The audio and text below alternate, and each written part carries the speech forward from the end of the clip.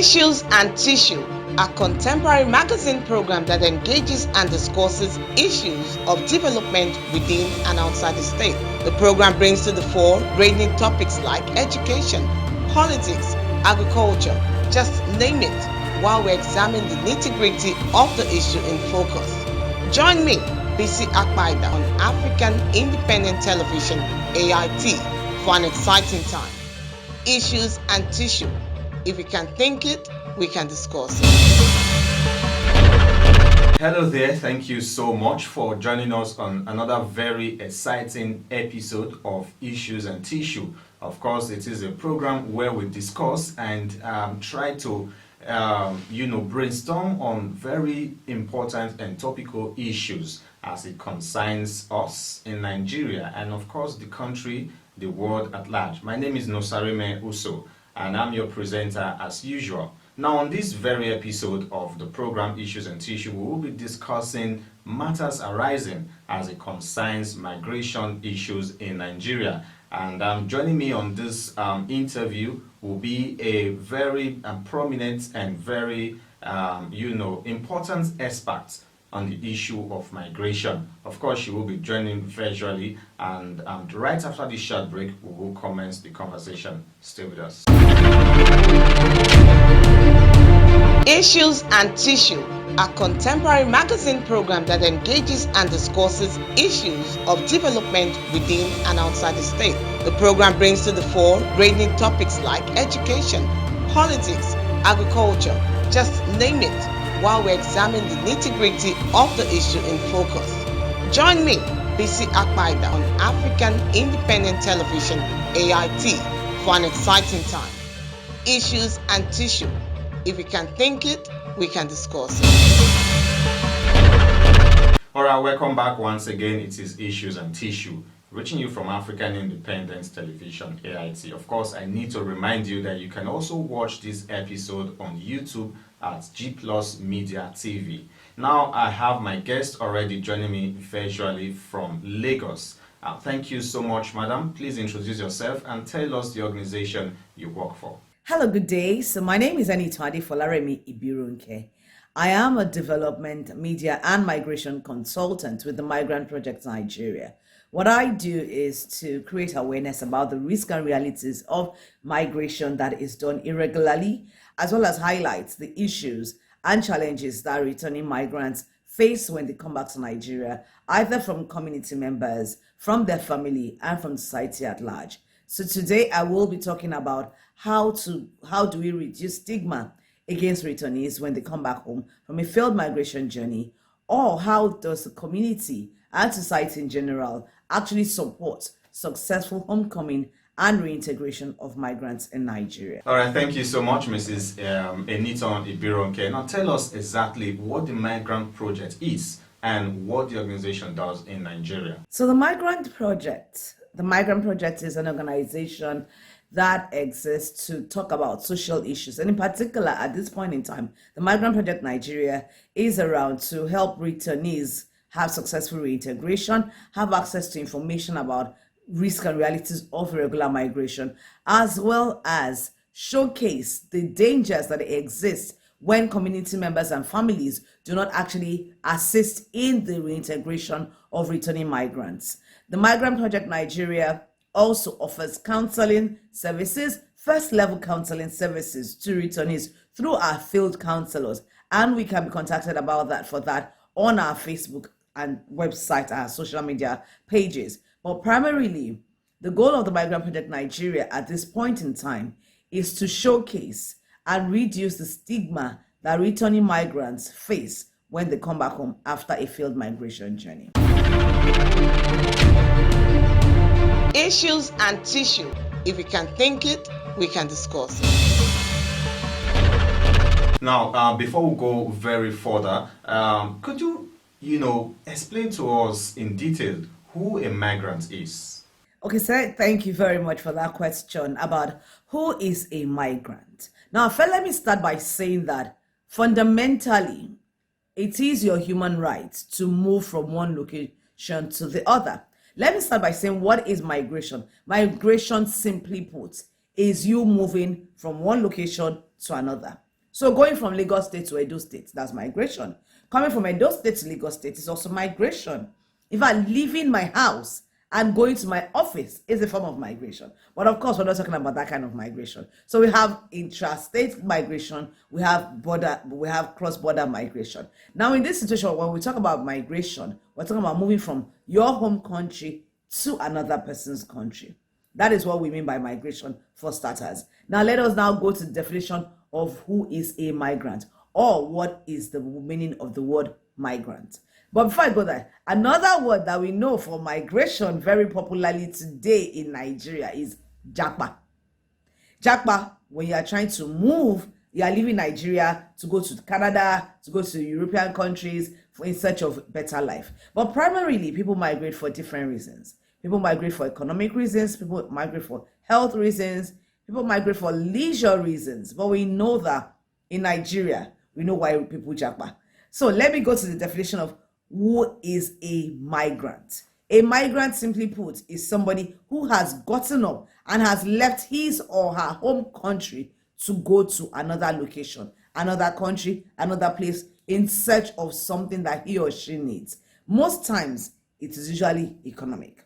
At least when you're looking at it from African countries, from developing societies, it's usually an economic push that causes people to become migrants. So a migrant is somebody who has decided to leave their home country or where they reside or where they were born to another destination. That's destination country, as it is called in the development parlance. So to explain and in summary, a migrant is somebody who goes from their home country or their place of residence or their place of birth to a destination country where they're in search of something, either greener pastures or health care or one thing or the other, that has been a deciding factor for why they have left their home country. Issues and tissue. If we can think it, we can discuss it. Now, we do know that there is the regular migration, and of course there is irregular migration. But can you expand on it more for us? Tell us about the types of migration.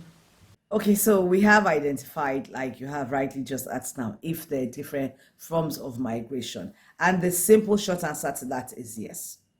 There are different forms of migrating. Because as I said earlier, migration is when you move from one location to the other. And now, of course, we're not talking about the means of transportation to how you're going. Even though that plays a role in distinguishing and defining the different types of migration. So broadly speaking, we have what is called regular migration, which is termed regular, or in old parlance, legal migration. Then we now have irregular migration, or what used to be dubbed and termed as illegal migration. Now, I'll take a few minutes to explain what I mean by this too. When you're talking about regular migration, you're talking about the means, the mode, the way the person actually travels or migrates out of their home country. So you want to go to another person's country. You are going for economic reasons, or you want to go for schooling, or you want to go for health services, anything at all. It is important to know that the country you're going to has laid down rules as to how they receive visitors. You are not a citizen. You were not born there. And even for citizenship, or those that were born there, we have laws and prescriptions as to even what you do. So you're born in Nigeria or you're born in a certain country, you're supposed to get your birth certificate, which stipulates that you were born in this particular place at this particular time, and you have your passport, you have your means of identification. All those are measures that are put in place to be able to identify and to know who are citizens of a particular place. So the same thing now plays out here when we're talking about you going to another person's country and understanding the rules and requirements there.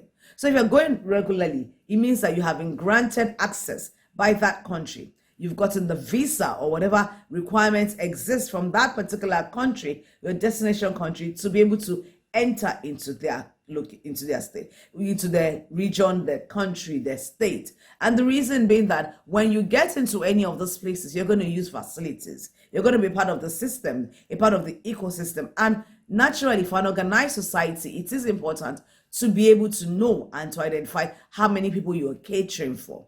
And also for security reasons, people don't want people to just walk into their country and they don't know why they're there or what they're doing. So that is what we mean regular migration. The mode of migration that is actually structured, that has its own party who is migrating, has met the legal requirements for being able to enter, either enter to leave, enter to stay, enter to work, or do any other thing that you wanted to come and do in that country. That is for regular migration. Now, on the other hand, like I said earlier on, we do have something called irregular migration, or illegal migration as it was once dubbed. Now, with irregular migration, or the type of migration that I said was dubbed as, because you cannot say illegal migration anymore. That terminology has been expunged from the dictionary in terms of development space anymore. So when you talk about irregular migration, it means the mode or the means by which the person went. You are entering without legal documents. You're entering without the home country, destination country, knowing that you're coming into their country. You're coming in through the back door, technically speaking. You want to get into somebody's house and you want to come in from their roof as opposed to their front door. That's what it is in simple terms. And how does this occur? When people decide to go without travel papers, or with wrong travel papers, or with forged documents, or they're actually doing the one that is most commonly used to describe irregular migration, coming in through water and the desert. Some people get up and say, oh, I can get you to Europe. I can find a way for you to get there. Oh, don't worry, it's a very simple, short journey. All you need to do is come with me, get some papers, do this one, we'll sort it out.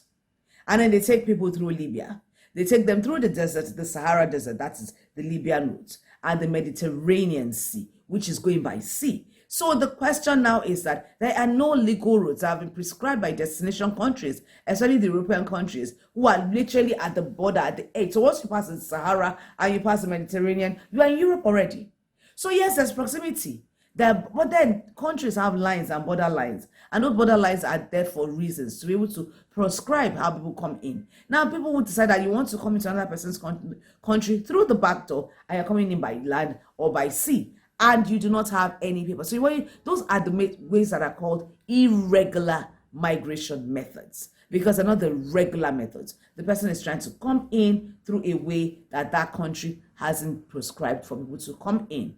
Now, that is the other type of migration. And those type of migrations are so different in regards to the benefits and the kind of lifestyle that you can live in there. When you come in regularly, you know that all you need to do is follow the step-by-step processes, legal processes, and you are able to achieve whatever it is that you came in there for, be it work, be it anything at all. But you come in irregularly, you don't have any record, the country has no records of you, you have nothing that indicates that you were there. So even if anything were to happen to you, authorities may not be able to even identify that this particular person entered here or at this point in time, which is why below the line, a lot of irregular migrants are exploited and they face a lot of hardship because home country doesn't know that they left, destination country doesn't know that they're there. So they're actually unidentified, faceless, nameless, and only known to themselves and their exploiters that this person does exist. So it's as good as being just a statistic or just a number or a person who has no records at all. So now those are the two different types of migration that exist, broadly speaking. Every other thing falls under these two cadres, regular and irregular migration. Issues and Tissue, a contemporary magazine program that engages and discusses issues of development within and outside the state. The program brings to the fore ranging topics like education, politics, agriculture, just name it, while we examine the nitty-gritty of the issue in focus. Join me, BC Akpaida, on African Independent Television, AIT, for an exciting time. Issues and Tissue. If we can think it, we can discuss it. All right, thank you so much, Mrs. Enitan. Now, I would like to know exactly what are the push factors. Why are people so interested in migrating to other countries from Nigeria? Yes, you're right. You have rightly identified that despite the odds being low, we still see people wanting to migrate out of Nigeria, whether regularly or irregularly, and people don't even care. They're still going irregularly. So why are people migrating out of Nigeria in whatever form they're migrating? Generally, research has shown from extensive, research and questions and findings that the major push factor for migration, either regularly or irregularly, out of developing countries, Nigeria, Africa, and the rest, is economic. Sadly, I mean, people are looking for greener pastures, and they strongly believe, from what they have seen from friends, from family, from their own perception, that leaving the country would give them an opportunity to earn, have better earning capacity, be able to have create a better life for themselves and their children and their families, and they're not going to be dissuaded. I mean, it's only when they have experienced it, and if for whatever reasons it doesn't work out the way they thought it would work out, that they may begin to consider a return, which is where the issue of reintegration and all the other topics that we're talking about today have come up from. But people are leaving. Push factor, to answer your question, is simply put economic. Yeah, you have few reasons, such as health reasons, but even at the end of it, when you look at everything else, so you have those that are also relocating or migrating for studying reasons. I mean, and we're talking irregular migration here. Why would people still, after all the horror stories and things they've heard, still want to embark on an irregular migration journey?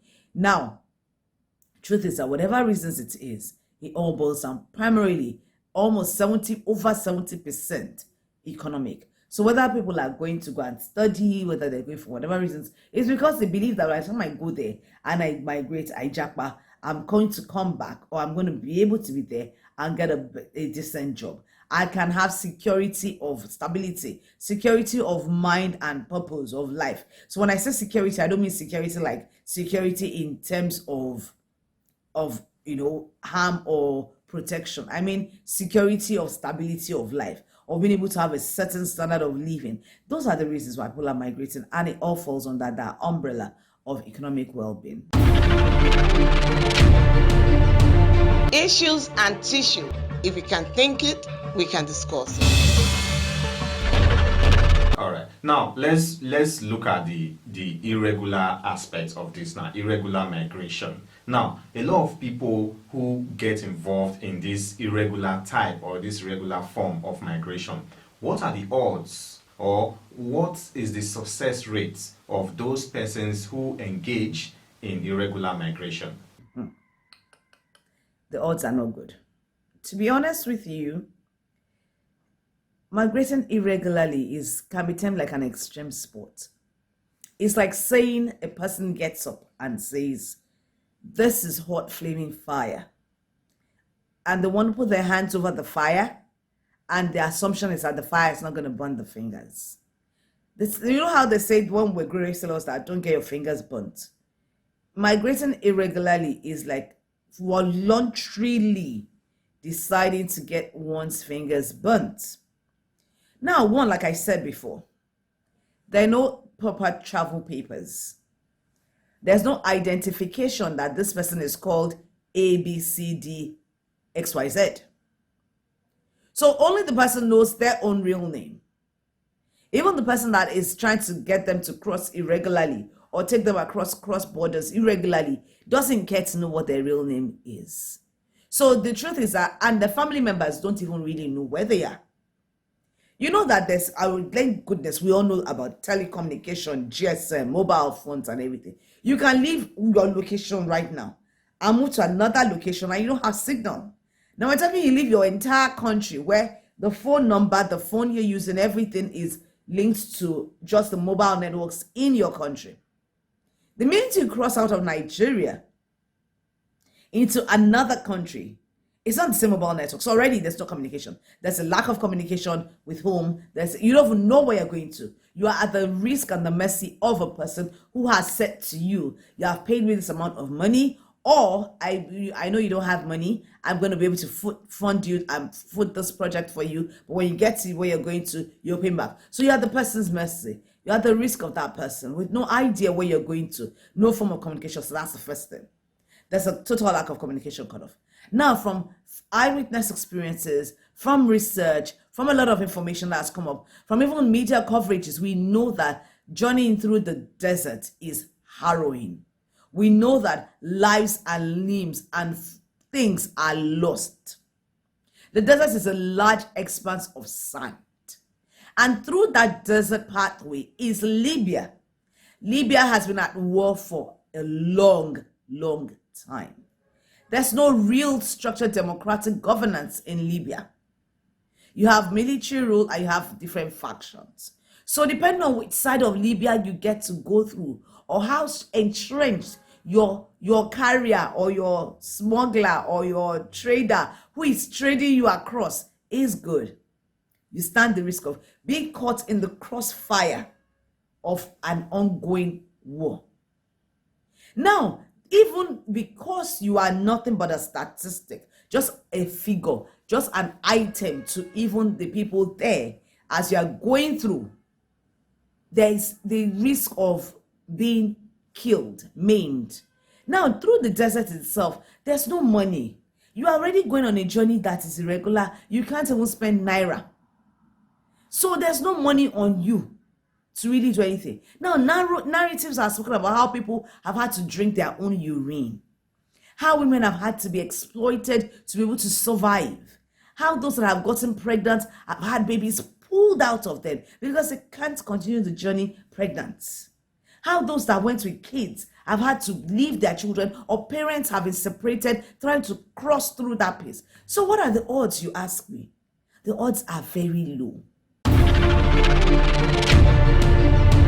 Issues and tissue. If we can think it, we can discuss it. All right. Now back to the migrant project. How is the migrant project, trying to combat or fight the issue of irregular migration in Nigeria, especially? What role and how far have they gone in, trying to mitigate the issue of irregular migration? So the migrant project is doing its bit in helping returnees. How?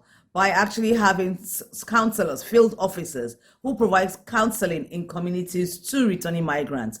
And this, you find that we have a lot of Facebook awareness. We have a lot of social media awareness, whereby we let people know that you can reach out to us through our Facebook pages, and a counselor in Edo State will be able to get in touch with you to give you baseline counseling. We have community outreaches, and we also have a lot of referrals whereby we showcase, where we send returning migrants to government institutions or any other international agency that is providing support, psychosocial support, financial support, and whatever other forms of support to returning migrants. Now, it's also important to say here that what the Migrant Project Nigeria does is to act as a signpost, as a pointer, as a reference point, as well as a creator of awareness around the stigma that is attached to returnees, and to say we need to stop the stigma. But at the same time, saying stop the stigma is not enough, which is why we also have the avenue where we provide counseling services, and returning migrants can reach out to any of our counselors. Just go online and type the Migrant Project Nigeria. You will find us on Facebook as well with the Migrant Project Nigeria, and definitely a counselor will reach out to you. Issues and Tissue, a contemporary magazine program that engages and discusses issues of development within and outside the state. The program brings to the fore ranging topics like education, politics, agriculture, just name it, while we examine the nitty-gritty of the issue in focus. Join me, BC Akpaida, on African Independent Television, AIT, for an exciting time. Issues and Tissue. If we can think it, we can discuss it.